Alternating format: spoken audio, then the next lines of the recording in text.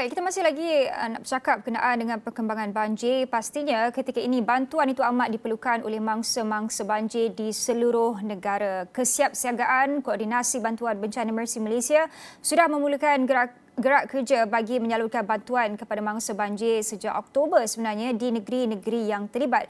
Dan untuk mendapatkan perkembangan terkini, kita bersama Presiden Mercy Malaysia, Datuk Dr. Ahmad Faizal Firdaus. Selamat pagi, Datuk.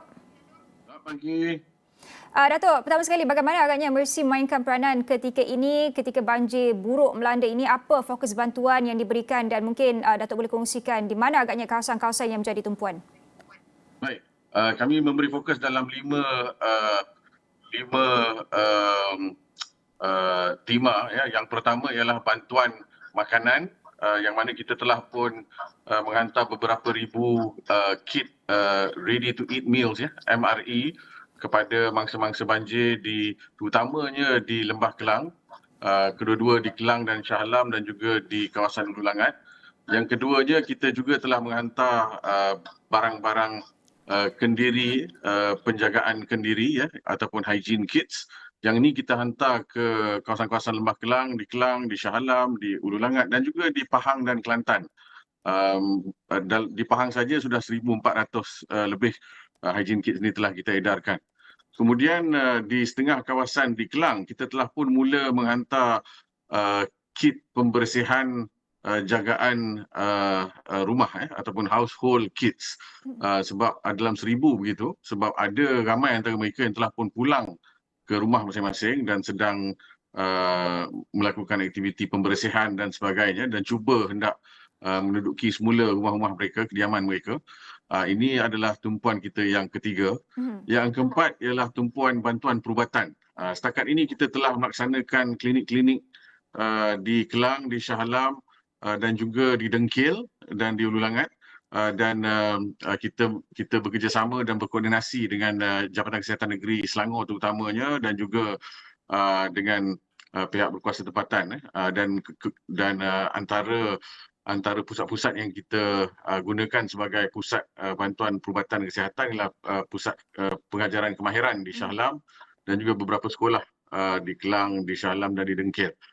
Yang kelima ialah bantuan dari segi psikososial, dan kesihatan mental. Kita dapati terutama sekali di Lembah Kelang kali ini, kesan daripada banjir ini dan kesannya terhadap masyarakat dan keluarga, terutama sekali di kala kita masih lagi dilanda pandemik COVID-19, amat ketara di kalangan terutama sekali mereka yang di Lembah Kelang. Tekanan terhadap individu dan juga keluarga agak tinggi. Jadi kita juga telah menghantar pasukan MHPSS kita, Mental Health and Psychosocial Support Team kita, ke lokasi.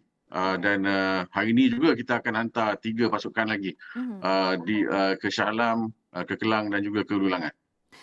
Datuk, mungkin Datuk boleh kongsikan jugalah apa agaknya isu di lapangan ketika ini, mungkin dari segi bekalan kesihatan, makanan, keperluan harian, adakah ia tidak mencukupi, ataupun mungkin kalau kita lihat perkongsian di media sosial itu sebenarnya bekalan ada di satu tempat itu, bekalan itu melebihi keperluan. Jadi mungkin apa agaknya isu untuk memastikan pembahagian itu sama rata, untuk memastikan semua mangsa banjir yang terjejas ini dapat keperluan yang diperlukan? Ya, ini boleh tidak berbalik kepada koordinasi, ya, Syazwani. Dari segi koordinasi perubatan kesihatan agak baik, sebab Jabatan Kesihatan Negeri sedia ada berkoordinasi, ya, dengan NGO seperti Mercy dan juga NGO lain seperti Imaret contohnya, dalam memerangi wabak COVID-19 sebelum ni. Jadi koordinasi mekanisme itu sudah ada, cuma diatur balik supaya digunakan untuk respons kepada banjir. Cuma dalam hal-hal lain, dalam bahagian-bahagian lain itu masih lagi memerlukan penelitian dari segi koordinasi, dan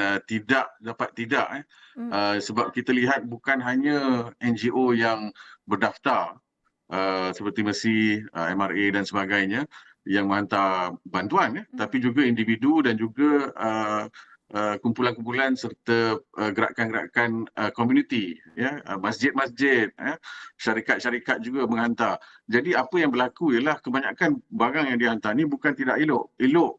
Cuma seperti mana Syazwani sebut tadi, ada yang berlebih di satu tempat, ada yang tak ada di satu tempat. Dan antara bendanya adalah makanan kering dan juga pakaian. Ini memerlukan koordinasi yang lebih teliti dan ini hanya boleh dicapai sekiranya koordinasi itu berlaku antara semua agensi kerajaan dan bukan kerajaan dan di peringkat pusat dan negeri sentiasa berkoordinasi bersama. Jadi kita harap ini akan dapat diperbaiki dalam sehari dua ni. Ya Datuk, kita juga nak bercakap berkenaan dengan mungkin ada penambahbaikan yang boleh dilakukan terutamanya di PPS ini kerana ada mangsa yang terjejas itu melibatkan mereka yang uzur, warga emas, ibu mengandung, bayi, kanak-kanak dan sebagainya. Jadi bagaimana penambahbaikan dari segi koordinasi itu dapat diaturkan dengan lebih cepat, sekali lebih pantas, tidak makan masa sehingga 1 atau 2 hari untuk memastikan tidak berlakunya pembaziran dan juga semua mangsa yang terjejas itu dapat peruntukan yang sewajarnya. Antara perkara yang perlu kita lakukan sekarang ialah pembahagian tugas, pembahagian tugas dan juga pengagihan roles and responsibilities lah, dan kawasan-kawasan yang hendak diberikan pada sesuatu badan misalnya, badan NGO misalnya. Harus ada lebih komunikasi tentang perkara ini, nombor satu. Yang keduanya di PPS, Alhamdulillah pada satu ketika pada hari Ahad dan awal hari Isnin keadaan agak sesak di beberapa tempat, tapi sekarang ni sebab sejak semalam ramai telah mula cuba pulang ke rumah walaupun hari ini kita lihat awal pagi tadi air sudah mula naik balik di kawasan Shah Alam dan Kelang. Jadi keadaan tu masih terkawal dan masih lagi boleh patuh SOP COVID-19. Sebab apa, ini yang perkara yang juga menjadi cabaran logistik kepada semua yang memberi bantuan. Sebab kita tak boleh nak bersesak sangat dalam pusat-pusat pemindahan sementara ni, sebab COVID-19 masih berada di luar sana. Dan kita dapati di situlah komunikasi sangat penting. Sebab kita dapati juga ada PPS sementara yang dibuka dan maklumat tu mungkin tak sampai kepada masyarakat dan juga pada badan-badan yang nak menghulurkan bantuan. Dan ini satu perkara yang sangat penting. Yang kedua saya rasa yang boleh saya sentuh juga ialah saya rasa kita maklum juga ada beberapa kawasan seperti Taman Seri Muda yang masih memerlukan bantuan secara langsung dan juga usaha-usaha untuk mengeluarkan ataupun membawa keluar mereka yang terperangkap. Cuma saya ingin nasihatkanlah kepada rakan-rakan, pada sahabat-sahabat di luar sana mana yang nak melakukan kerja-kerja tersebut, kalau boleh kita serahkan kepada mereka yang ahli, mereka yang terlatih. Dan kalau ada individu atau kumpulan yang selain daripada bomba, selain daripada pihak berkuasa, APM dan sebagainya yang nak melakukan kerja-kerja ni, naklah berkoordinasi dengan pihak berkuasa. Sebab kita tak nak pula nanti orang yang nak menolong pun kita kena tolong nanti. Jadi itu pun satu perkara yang harus kita ambil iktibar. Yang ketiga ialah kita lihat dari segi kerosakan, kawasan Shah Alam alhamdulillah ada banyak kerosakan juga, tapi tidak seteruk yang berlaku di setengah-setengah kawasan di Kelang, di Teluk Gong misalnya, dan juga di yang paling teruk sekali sekarang yang banyak kerosakan ialah di Ulu Langat, kawasan sana. Dan di sini Mercy Malaysia telah pun mengaktifkan pasukan teknikal kami, yang mana sejak hari Ahad lagi kita telah pun turun padang dan telah membuat penilaian dan mula merangka rancangan untuk program pemulihan pasca banjir. Tapi ini semua bergantung kepada pendanaan.